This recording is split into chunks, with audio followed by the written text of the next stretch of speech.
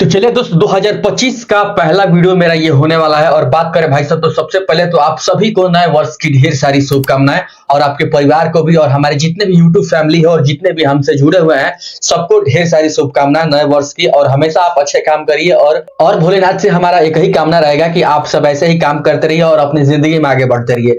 खैर दोस्तों बात करेंगे आज के वीडियो के टॉपिक पे और बात करें भाई साहब तो फाइनली खेसारी लाल के जितने भी फैंस है उनके साथ बहुत ही बड़ा वाला स्कैम हुआ है। स्कैम क्या हुआ है आपको डिटेल्स में बताते हैं। बता दें कि भाई साहब खेसारी भैया लाइव आए हुए थे और बात करें तो उन्होंने एक अनाउंसमेंट किया था कि हम जमशेदपुर में आ रहे हैं और हमें चाहने वाले जितने भी जनता है वो लोग आइए, आप सब आइए और वहां पे हम सब मिलेंगे और भाई साहब एक साथ आनंद उठाएंगे। और बात करें भाई साहब तो जमशेदपुर में जो ये शो होने वाला था और भाई साहब एकदम बुकिंग के साथ होने वाला था। और बात करें तो वहां पे भाई साहब पे फंक्शन रखा गया था और भाई साहब बहुत सारे लोगों ने मतलब कि टिकट बुकिंग भी कर लिया था उनके शो में जाने के लिए और अपने खेसारी भैया यानी ट्रेंडिंग स्टार को देखने के लिए। लेकिन बता दें दोस्तों पूरा स्कैम था, पूरा फ्रॉड था।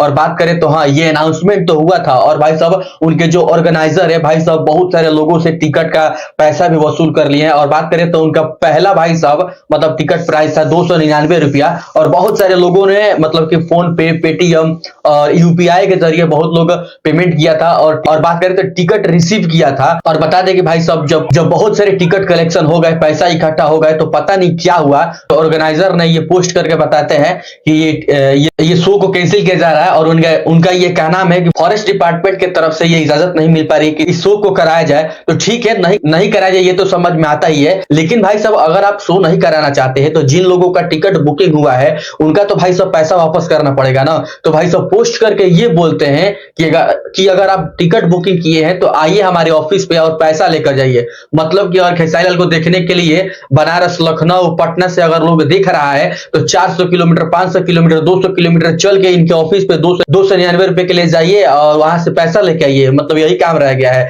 देखिए अगर आपको शो कराना था, पैसा सबसे ले लिए हैं टिकट बुकिंग के तौर पे, तो अगर आप शो नहीं करा रहे हैं तो आपका ये जिम्मेदारी बनता है कि भाई साहब आप शो का पैसा जो भी जिससे लिए हैं, जैसे भी लिए हैं उसे दीजिए। अगर कोई जरिया नहीं मिल रहा तो आप लिस्ट जारी कीजिए कि इन लोगों का भाई साहब टिकट बुक हुआ था और इनका नंबर भेज दीजिए या जो भी भेज दीजिए ताकि पैसा हम रिफंड कर सके। तो ये आपको करना चाहिए और खेसारी लाल को भी ये करना चाहिए था कि सोशल मीडिया पे लाइव आकर के और अपने फैंस के साथ जो भाई साहब स्कैम हुआ है उसे भाई साहब भरपाई करना चाहिए और उनके ऑर्गेनाइजर से बात करके सारा पैसा लौटाना चाहिए। अभी कुछ दिन पहले पवन सिंह के साथ भी यही हुआ था। बहुत सारे अनाउंसमेंट हो चुके थे कि एक शो होने वाला है जो कि पेड शो होगा और बात करें तो वो भी शो कैंसिल हो गया। लेकिन पवन सिंह की तरफ से ऐसा कोई अपडेट नहीं आया था कि शो कराया जा रहा है। लेकिन ये जब बात का पूरा हल्ला हुआ तो भाई साहब प्रियांशु सिंह लाइव आकर उनके मैनेजर के साथ इस शो के बारे में बताया और इस शो को मतलब कि फ्रॉड बोल दिए कि नहीं ऐसा बात हुआ था लेकिन कंफर्म नहीं हुआ है, आप लोग बुकिंग मत कीजिएगा टिकट। ये होता है अपने फैंस को सचेत करना और इस तरह से खेसारी लाल अभी तक नहीं किए हैं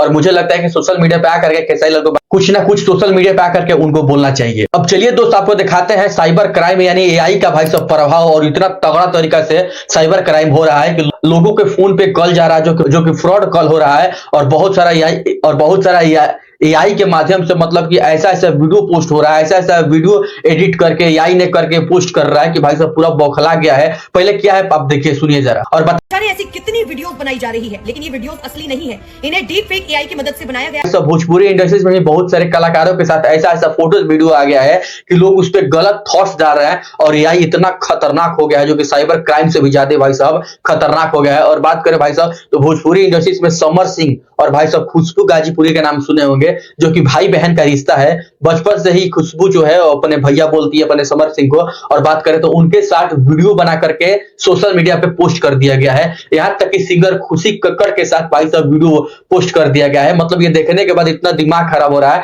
कि आजकल मतलब कुछ कहा नहीं जा सकता कि एआई का प्रभाव कितना पड़ रहा है। सबसे पहले बता दें कि आपके साथ इस तरह का कोई हरकत होता है तो 1930 पे कॉल करिए और भाई साहब इस पे रिपोर्ट दर्ज करवाइए। अब चलिए दोस्त बात कर लेते हैं कुमार अभिनव को लेकर के जो भाई साहब पूरा सोशल मीडिया पे पूरा बवाल हुआ था वो मुझे लग रहा है कि अब शांत हो गया है। पिछले वीडियो में तो हमने आपको बताया था ना कि किस तरह से भाई साहब पब्लिक प्लेटफॉर्म के जो ऑनर है प्रियांशु है वो वीडियो बनाए थे कुमार अभिनव पे लेकर के। तो कुमार अभिनव उनके घर पे जाकर के उनके वीडियो डिलीट करवाए थे, बदतमीजी से बात किए थे। तो इस चीज पे लेकर के किस तरह से पूरा बवाल हुआ था। तो फाइनली मुझे लगता है कि इस मैटर को अब शांत कर दिया गया है क्योंकि भाई साहब हमने अभी जा करके देखा, मतलब पब्लिक प्लेटफॉर्म के जो प्रियांशु है उनके चैनल पे देखा तो वीडियो डिलीट हो गया है। सूर्या भाई के चैनल पे जाके देखा तो जितना भी आलतू फालतू सोशल मीडिया बोले गए थे वो सारे डिलीट हो गए हैं। और शुभम सिंह का भी चैनल से डिलीट हो गया है और कुमार अभिनव की तरफ से भी कुछ रिस्पांस नहीं मिला है। तो मुझे लगता है कि मामला अब शांत हो गया है, अब ये मामला आगे नहीं बढ़ेगा। हाँ यार, झगड़ा करने में सब लोग एक ही प्लेटफॉर्म पे काम कर रहे हैं, हम भी कर रहे हैं, आप भी कर रहे हैं, और झूठ मूठ का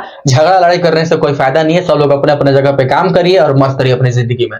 अब चलिए दोस्त बता देते हैं कि 2025 में यूट्यूबर बनना कितना मुश्किल हो गया है। और भाई साहब बता दें आपको कि जिस तरह से बड़े बड़े गवर्नमेंट एग्जाम को क्लियर करना मुश्किल हो गया है, वैसे ही भाई साहब एक यूट्यूबर बनना भाई साहब बड़ा ही मुश्किल हो गया है। सबसे पहले चीज बता देते हैं कि यूट्यूबर अगर बनना है तो आपको किसी भी तरह से खर्च करने की जरूरत नहीं है। एक बता दें आपको, एक मैटर बताते हैं। एक लड़की थी जो कि भाई साहब अपने किचन को यूट्यूबर लाइन में उसको रिलेट करके काफी अच्छा डिजाइनिंग करवाई थी और भाई उसमें वीडियोस बनाने का उसने सोचा था और बहुत सारे ताम भी बहुत सारी चीज खरीदी थी, जो कि कैमरा हो गया, लाइट हो गया, स्टैंड हो गया, बहुत सारी चीज खरीदी थी। और बता दे भाई साहब तो ये सारे ताम झाम लेकर के टोटल 8 लाख रुपए खर्चा कर दी थी। और बात करें तो सोशल मीडिया पे ये सारे फोटोज वीडियोज डाल करके और ये बोलती है कि भाई साहब इसको हम बेचना चाहते हैं, अगर कोई लेना चाहता है तो हमें बता सकता है। क्योंकि भाई साहब मतलब बोल रहे हैं कि 8 लाख रुपया हमने सोशल मीडिया पे काम करने के लिए, यूट्यूबर बनने के लिए खर्चा कर दिया, लेकिन हमें फूटी कौड़ी भी हमारे हाथ में नहीं आई और हमें कोई फायदा नहीं हुआ। देखिए दोस्त, आपको हम एक बात बता देते हैं, यूट्यूबर बनना है तो आपको किसी भी प्रकार की खर्च करने की जरूरत नहीं है। आपके पास जो फोन है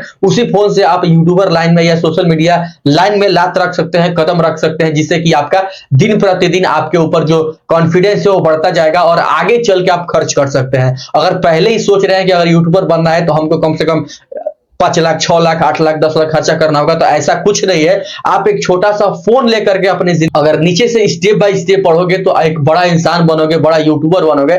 ठीक वैसे ही आप स्टार्ट करिए, आप हमें उम्मीद है कि जरूर कामयाब होंगे। और इस तरह से आपको लगता है कि बड़े बड़े यूट्यूबर अपना क्या बोलते हैं, अपना स्टूडियो रखते हैं, लैपटॉप रखते हैं, कंप्यूटर रखते हैं, कैमरा रखते हैं, स्टैंड रखते हैं, तो मुझे ये सारी चीजें खरीदना पड़ेगा। तो ऐसा कुछ नहीं है, आप एक छोटा सा फोन को लेकर के अपनी जिंदगी का शुरुआत कर सकते हैं। तो इस तरह से आपको खर्च नहीं करना है। अगर आपको यूट्यूबर बनना है तो आप छोटा सा प्रयास करिए, आप जरूर बनेंगे, हमें उम्मीद है। बाकी इस वीडियो में यही रहेगा। वीडियो कैसा लगा कमेंट सेक्शन में जरूर बताइएगा। मिलेंगे नेक्स्ट वीडियो में, तब तक के लिए धन्यवाद।